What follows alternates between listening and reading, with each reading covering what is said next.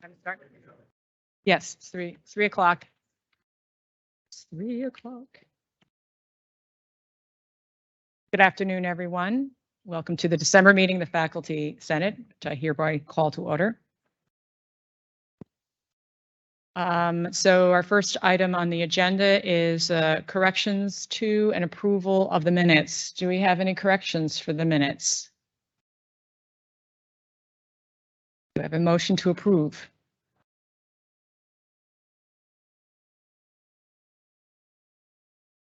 Do I hear any objections? Hearing none, the minutes are approved. Thank you. Don't forget to go to the mics when you need to speak, but that one didn't really count. Mics are in the periphery.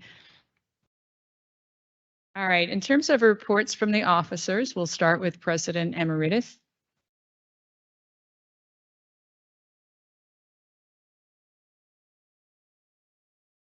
Thank you, and good afternoon, everyone. This is a busy time of the year for the faculty with all of the exams. You write exams, you grade exams. Also, I believe that many projects, reports for undergraduate students need to be read and graded and make decisions. And sometimes even the graduate students, before we go into holiday, they need some directions and opportunity for the supervisors in the different labs to meet with their students. I've been there, I have done that, and I want to thank you for all the effort that you are putting into it. You should know, and I speak, I know I speak for the entire group of the vice presidents, how much your work is valued by the administration and how much your work is valued by the students as well and their parents. In fact, I met half dozen of them today, and everybody was talking about it, parents of our students. It's also a celebration time.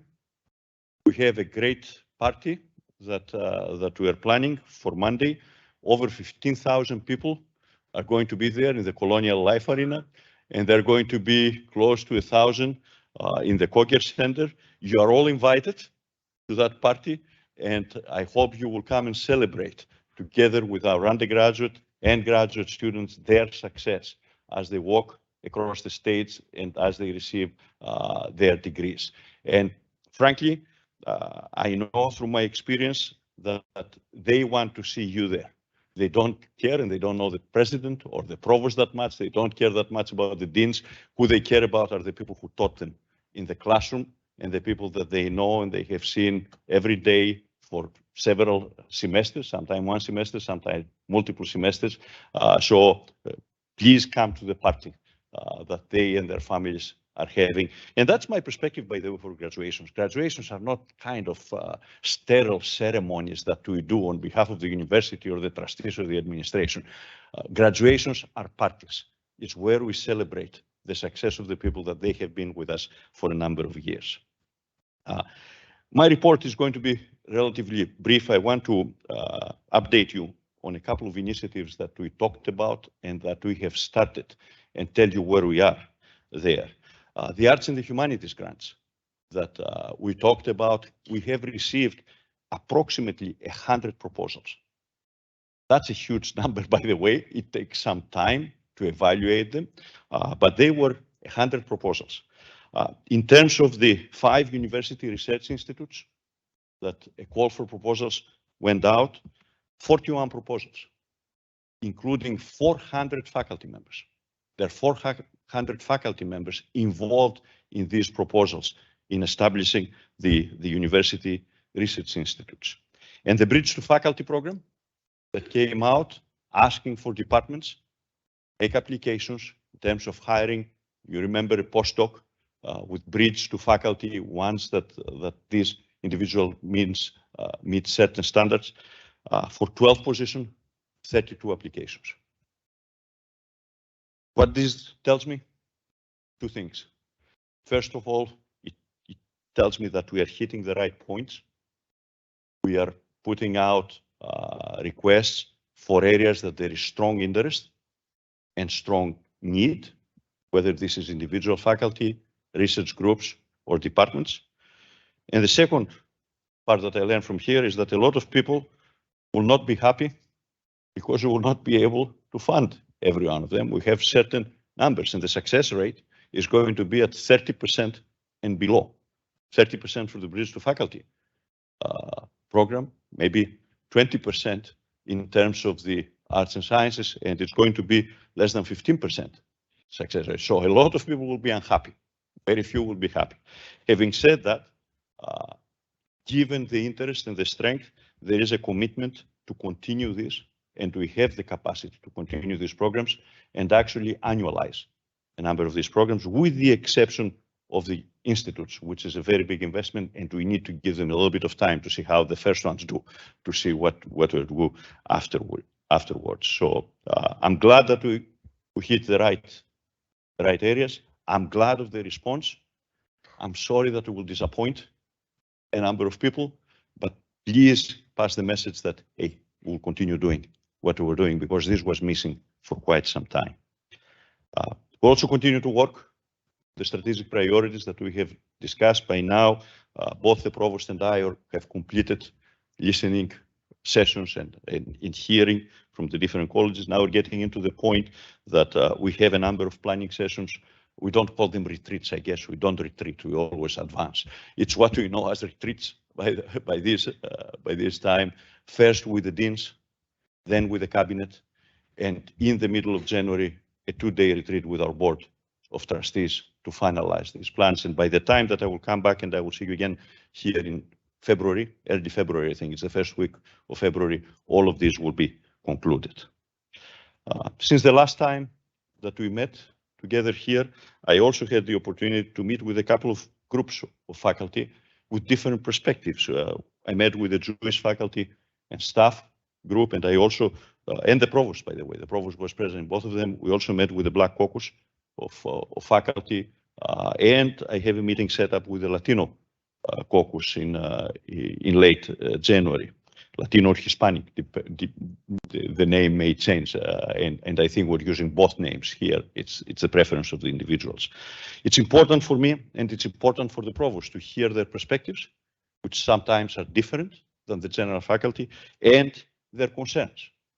But I do remind every group that I meet that the faculty governance forum is this one, is here, right? It is the Senate that represents the entire faculty body, and it's the Senate who participates in the faculty governance with the different processes that they have.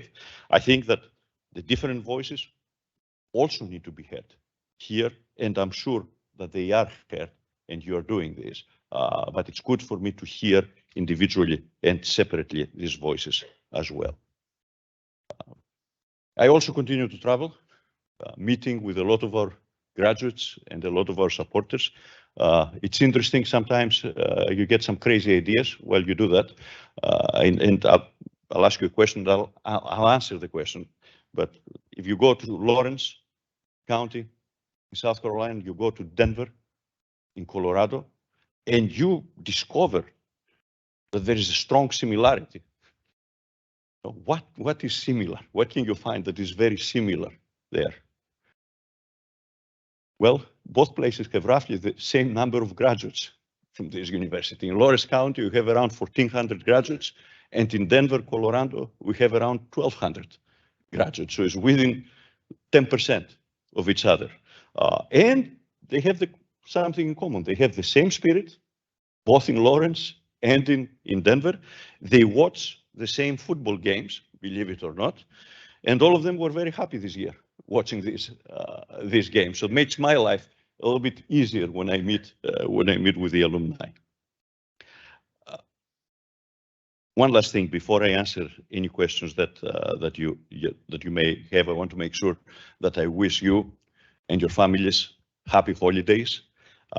I don't know if you have noticed a card that we put out this year that we sent, and Hiro and I started a new tradition that we also had in Chicago with the student competition. We ask the student body, and we send it to all of them, and we ask them to design the university's Christmas card this year. I don't want to put my face into Christmas cards. I always hated it, and I don't want to buy one from outside. So I thought that putting this competition, asking the students to do it is something that we'll remember for quite some time. We had a great response. It was a very difficult selection process. And this year's student actually who won the competition, her name is Emma Jackson, and she's a public health student that designed the card. And there were many students outside of the art department that they designed cards. And I think this is great because it highlights the talent and in some cases the multiple talents and in some cases the spirit of our students. So I hope you have a great 2023 and you will find the time to relax and to recharge your batteries before you come back from the screen. I can tell you, my goal for the break is to get some sleep and get enough that I will be ready to go into the spring as well. Happy to hear your questions.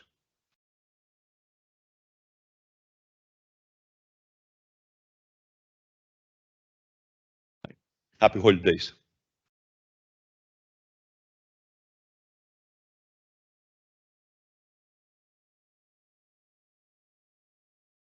So do we have a chance to like buy some of the student cards? Absolutely. Do you have a chance to buy student cards as faculty?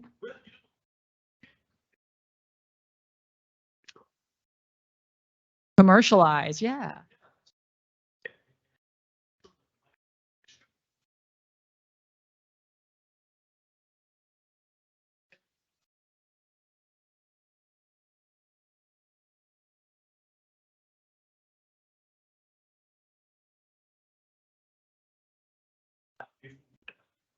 Sure. We may be able to do it next year. I think that would be great. Yeah. It's around 5,000 cards. Now, there's the environmental issue. We need to be sending all of them because we send another 10,000 out electronic. Actually, it's more than 10,000.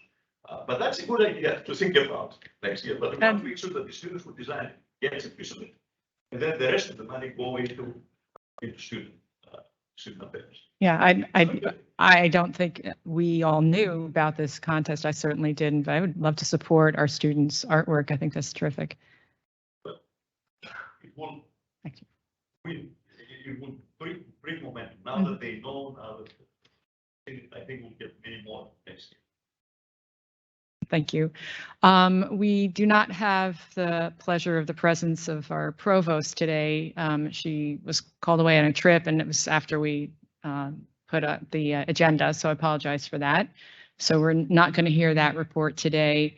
And I know you may have some questions. If you want to raise them, we can record them and get those answered asynchronously by the provost. So I'm open the floor right now if there are any questions for the provost.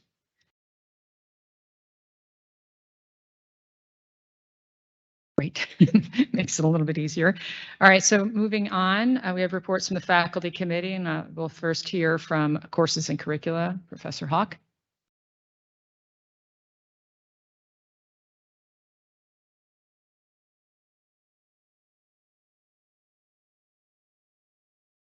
Thank you.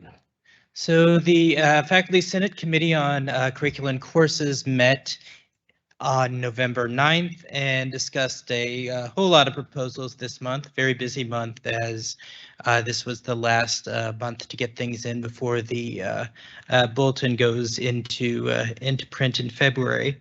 And so as a result, we have 115 total proposals, 54 proposals from the College of Arts and Sciences, 21 proposals from the Darla Moore School of Business, 19 proposals from the College of Engineering and Computing, 1 proposal from the College of Nursing, 2 proposals from the Arnold School of Public Health, 16 proposals from the School of Music, 1 proposal from the College of Education, and 1 proposal from the College of Pharmacy. And before I move to discuss, there's one small typo that was in the report on the proposal for the Cyber Policy and Ethics Bachelor of Science degree. Under supporting courses, one of them is listed as Information Science 233. That should actually be iTech 233. It's correct in the online proposal, but I think there was a transcription error coming into the proposal we submitted to Faculty Senate. But other than that, the proposal is correct. And so as a result, I move that we consider the proposals in the faculty and the Curriculum Courses Committee report.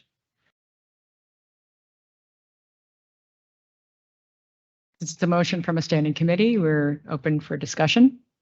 Any discussion?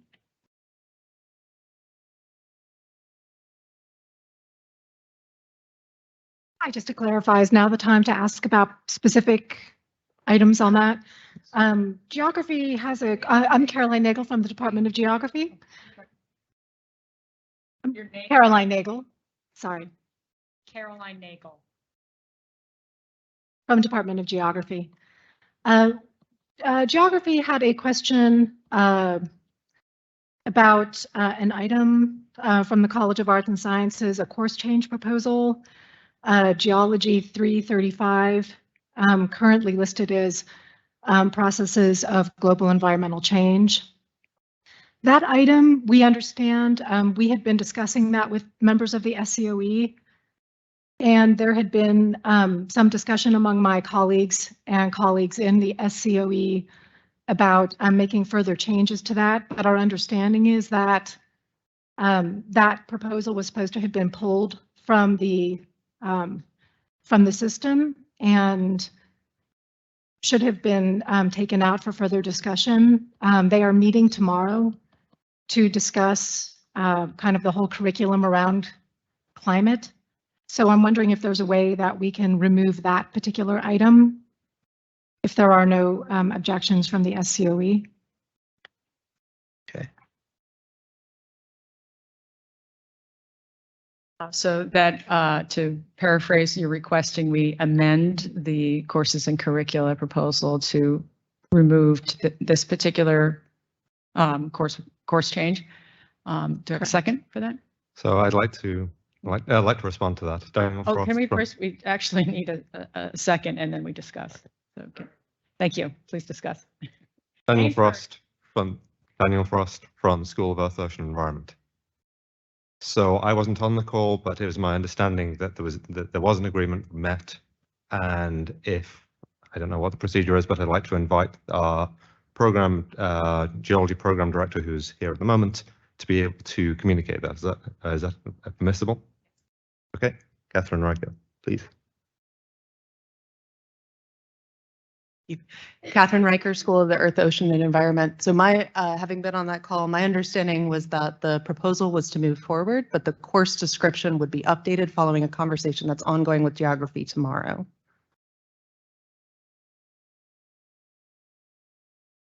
So are you saying that the course change would go forward, but the course description would change? The course description would be updated at a future date pending conversation with geography.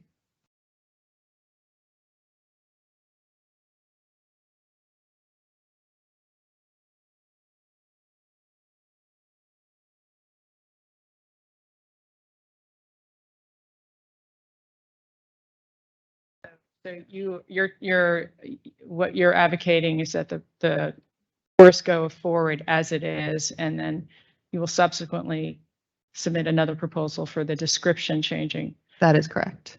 Just for sake of those of us who didn't read this one of 100 proposals really closely, would you mind clarifying what was the nature of the change in this course? Yes, the broad strokes, the nature of the change was cross-listing it with several degrees internal to the SCOE.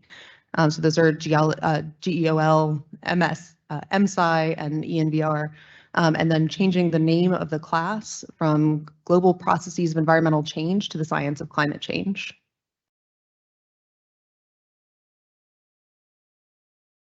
Yeah, this is Caroline Nagel again from Department of Geography. My understanding from conversations with my colleagues was that they did not think that that title was set, and that there are concerns about the mismatch between the title and the description of the course, and that there needs to be further discussion between the two units before there should be a change to the title or to the description to make sure that we are not duplicating efforts and creating confusion among courses with climate in the title. Catherine Riker, SCOE. So again, my understanding from that call, from the end of it, was that the course title was acceptable, but that the course description would be updated to ensure that students were directed into the appropriate classes.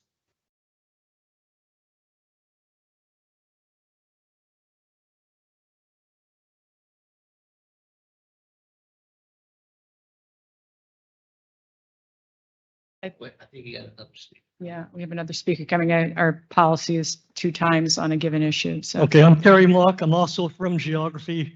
I was in that last call and we expressed concern most foremost actually on the course title as opposed to the description that would be still being worked on, of course. But we clearly made our opinions known that we were most worried about the title change.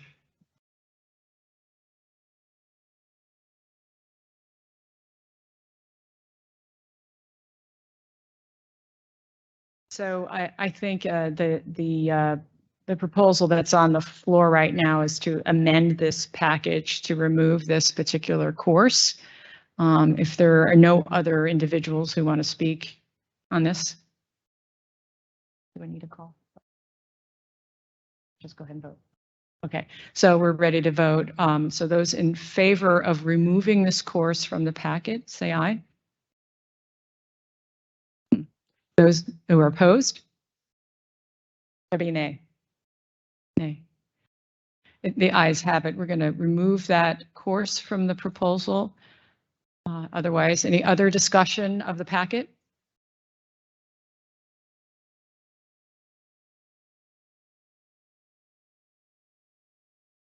All right. All right, so we are ready to vote. Those in favor? Aye. Opposed? Thank you. The packet passes. Thank you.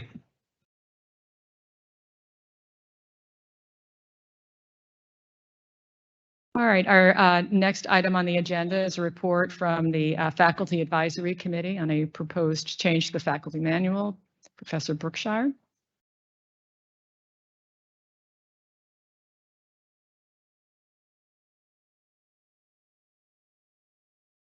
See if I can figure this out here. Sure. Yep.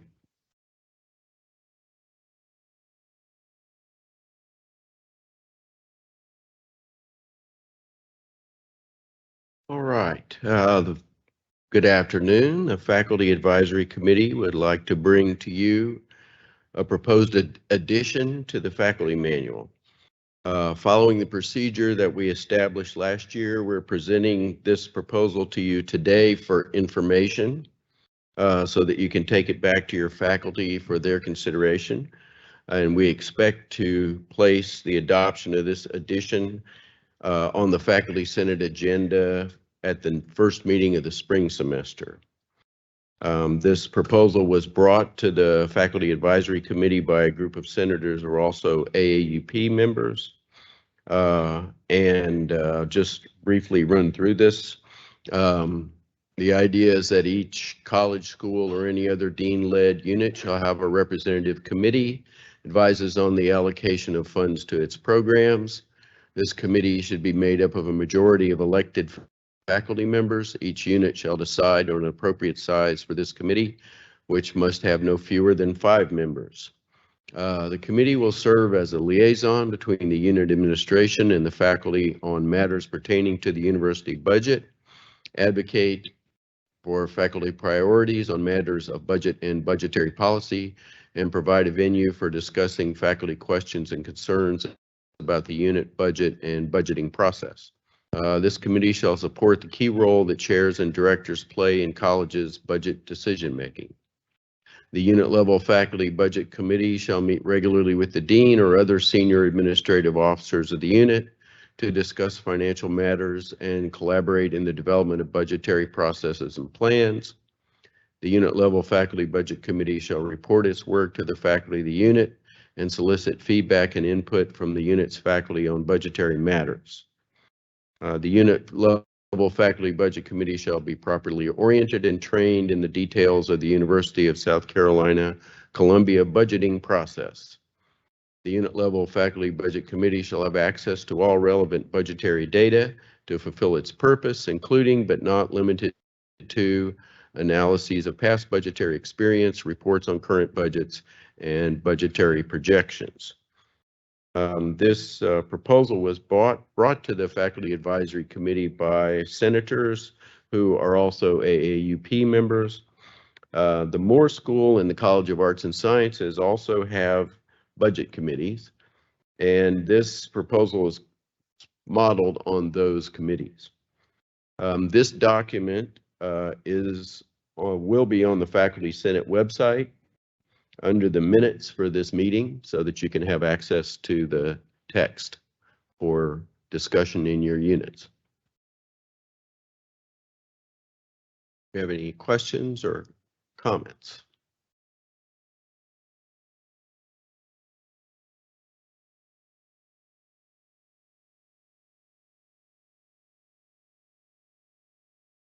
Marco Valtorta, Department of Computer Science and Engineering.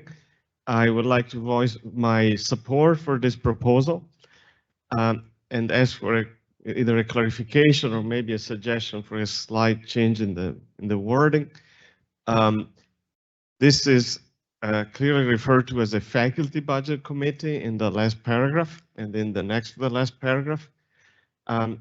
However, it is unclear whether the minimum number of 5 refers to faculty only or faculty plus administrators.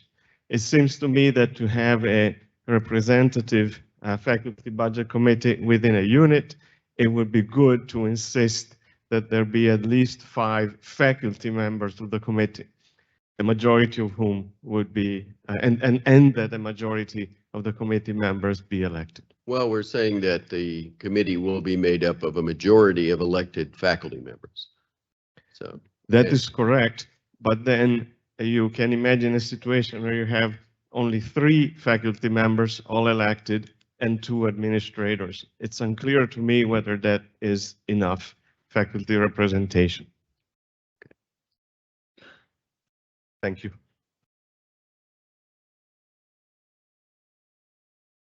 Good afternoon. I'm Chris Yankee from the International Business Department at the Moore School. So just to speak about our recent experience, it's great to see this. Obviously, we support it. We amended our bylaws last year to include a faculty budget committee.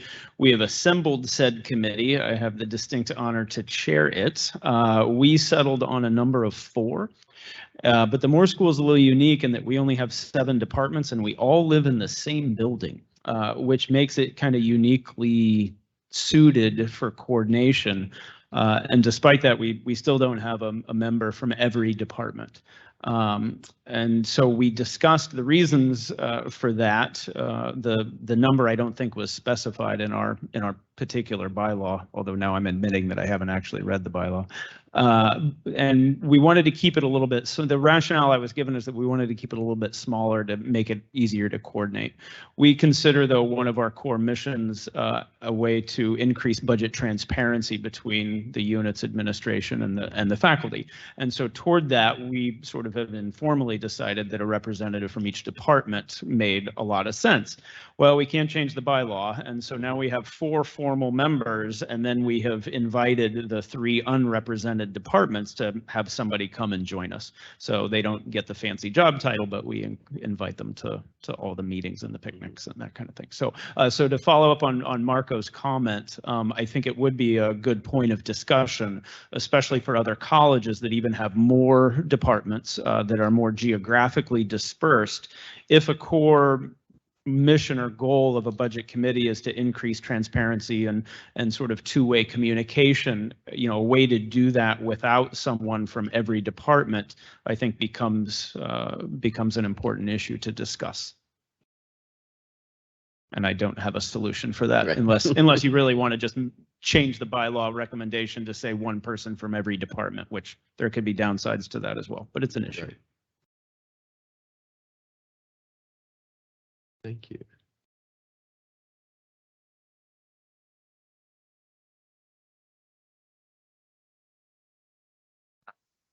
Apos Tawakoli with College of Nursing. I was wondering, some of the unit staff also are involved with the budget a lot. So is that exclude them from the committee or can be included? No, the proposal is that the majority of the members are faculty members, but other members could be staff. Thank you.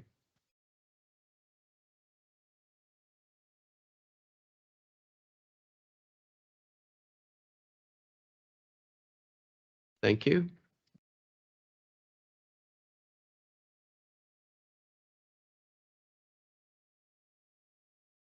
Thank you, Bob. And so again, this will come back to us as a formal proposal at the February meeting, our first meeting of the year, for debate and a vote. So now is the time for you to share that with your faculty and get any feedback on that. And if you have any really pressing feedback, please reach out to Bob so we can have that reflected.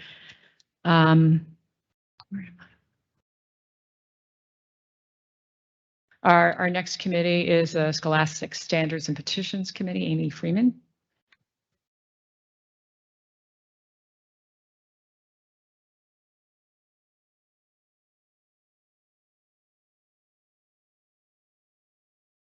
Good afternoon, everybody. I would like to introduce some possible revisions to the academic regulations section of the Undergraduate Studies Bulletin pertaining to the undergraduate certificate graduation requirements.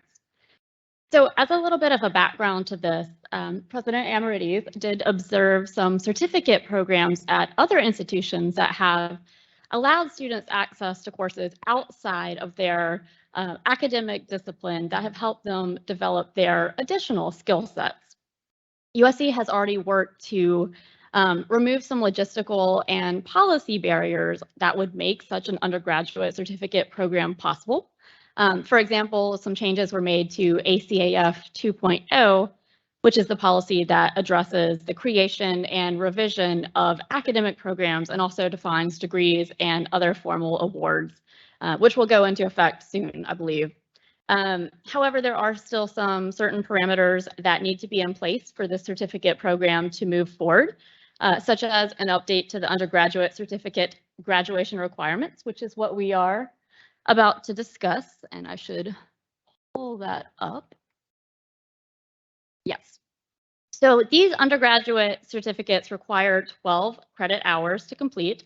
They are intended to be interdisciplinary in nature, and the hope is that they will allow USC to respond quickly and efficiently to the future needs of work environments. They are different from, and they are not replacements for minors or for concentrations. Rather, they're going to allow students to select electives that might be outside of their ordinary academic areas. So a lot of times these certificate programs are going to be made up of courses offered across different colleges, and all of these certificates must be awarded concurrently with a bachelor's degree. So as the plan currently stands, there will be one central interest form for all certificate programs that will list prerequisites. Program administration, as well as applications for certificate completion, are going to be managed through the provost office. The College of Engineering and Computing has already developed a model certificate program, which will be the first to be implemented and will serve as a precedent for the rest of the university. The SSP committee does propose some very minor wording changes and the addition of a new section regarding undergraduate certificates. So as shown here, the word certificate will be added in the header. And then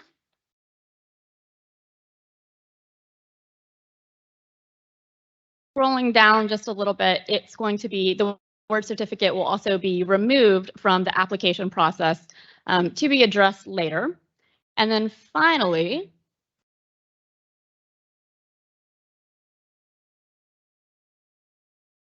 there we go. There will be a section on undergraduate certificates that will be added to the end of the policy. So if there are any questions about these changes, I am happy to address them.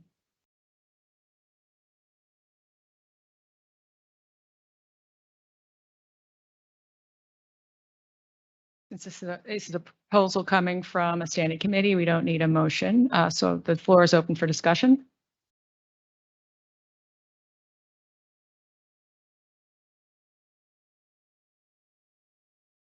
All right, hearing none, we'll now vote. So those in favor of these revisions to the manual bulletin, say aye. Any opposed? All right, proposal passes. Thank you.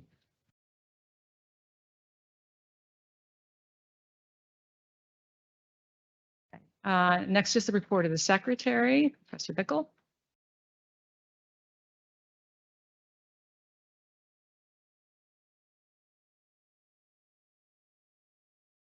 Okay, everybody. We have 3 committees with openings.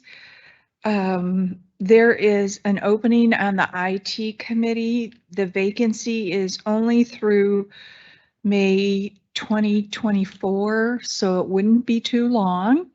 So if you're interested in IT, we have someone retiring. And so we have an opening on the Scholastic Standards and Petition Committee. That person's position is only through May of 2024. So again, it's just a little stint. Here's where we really have some, for just 3 semesters, again, on UCTP, you have to be a full professor. We have 2 openings. There's a need particularly for someone in arts and sciences, someone in public health, or there's no one represented in music or art. So if you're in that college or that area, you might want to reach out and ask someone. And that's only for 3 semesters.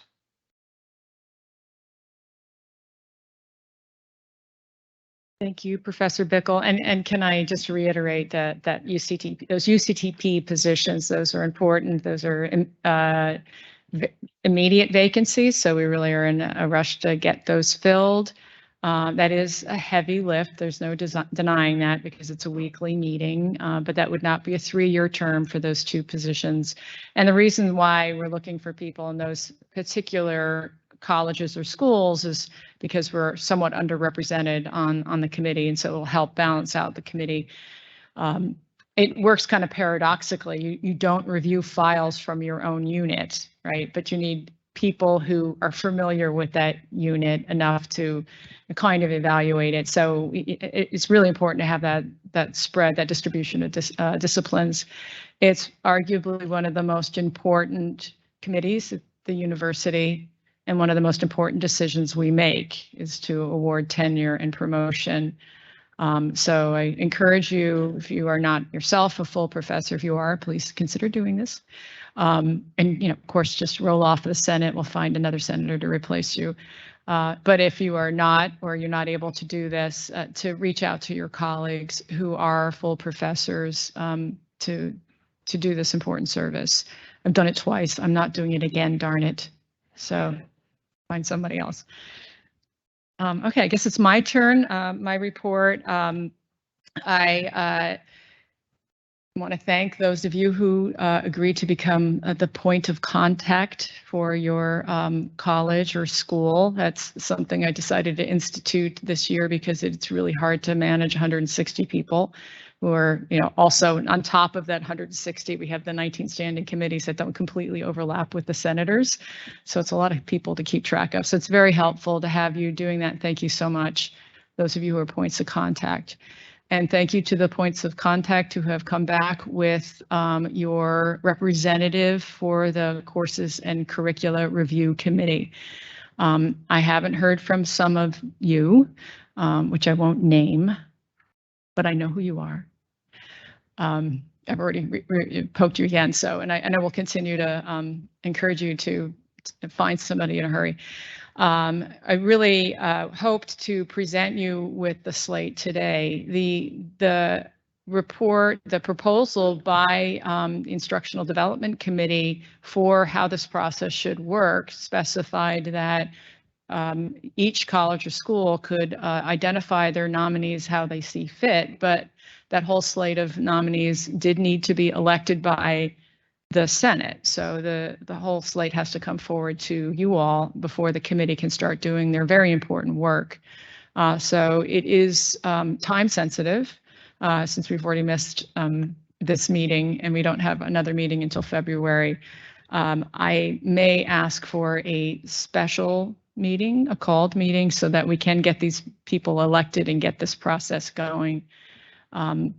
This, if you, though not all of you saw this, I think I only sent it to the points of contact, but in the email I sent out, what we're doing is really just the first phase of this process, which is to identify the gaps in the current core curriculum and the pain points, right? So the gaps are relative to best practices and what we're seeing coming in the future in terms of curricular needs. And then the pain points are what we're seeing in terms of what's not working well within the university. And we all have our stories, I know. So that's really the purpose of this first phase for this committee, is to come up with some findings around what do best practices say and how are we kind of missing that mark and what's not working well. And a lot of that is kind of logistical, but it's also substantive.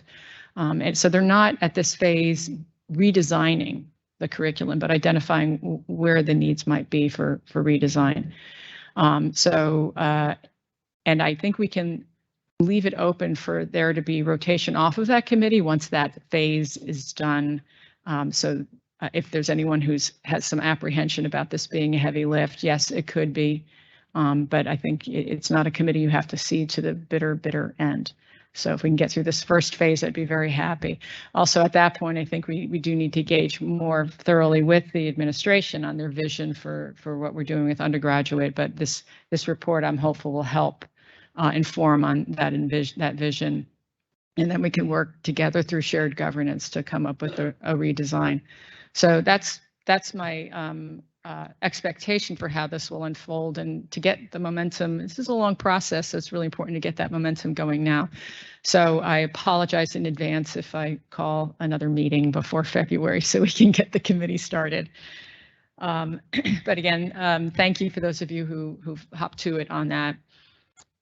With regard to that budget committee proposal, you may have noticed that our senator from the Moore School of Business, Senator Yankee, mentioned the bylaws in the College of Business, and that was really where the mandate came for our college level faculty budget committee. And you may not have been here at the time, but my predecessor, Chair Cooper, helped usher in a report on best practices on having college or school level bylaws. And some of you on campus, your college or school doesn't have one, or might have one that's a bit outdated. We revised ours. And that's really important. So we've got this budget committee proposal coming through. This is, I think, a very good thing. It does foster communication and transparency. The bylaws help you run your units more effectively with regard to shared governance. It helps with your curriculum redesign, your curriculum proposals. It helps with developing your faculty. It's an extremely important tool in facilitating shared governance at the local level. And it was Chair Cooper's hope and expectation that all the units on campus would have them by now. So if I can speak on his behalf, I'm very disappointed in you. But seriously, I know this is it's not a joy to write bylaws. It's tedious, but it's an important tool. So I do urge you to get back to that important task at your units. This is not a senator task, by the way. This is a faculty task. So you don't have to do it. You just have to find somebody in your college or school to do it. and go to your dean and say, we have a coalition of the willing. We're ready to get to work. So I hope you can make that happen. It comes down to us to make that happen. Those are really the only points I needed to raise or encourage you about. I think I'm feeling pretty optimistic these days with our new leadership. I think we're moving in a good direction. I'm excited about the coming semester. And so I'd like to end by just thanking you all for your hard work. And many of them are not present here, but all of the members of the standing committee. So if you meet a colleague in the hall who is on the courses and curriculum committee, on UCTP, standard and petitions, any committee, budget committee, they do a lot of work. I thank them for me. And thank you all for your work here. And please keep the communication flowing in both directions. This is a most important tool in the communication sharing across the campus. So please keep the communication going. And enjoy your break and time with your family and friends. And I hope it's restful and fun. Thank you. So any old business? New business? Go to the order? All right. Can I have a motion to adjourn the meeting? Second? All right. This meeting is adjourned.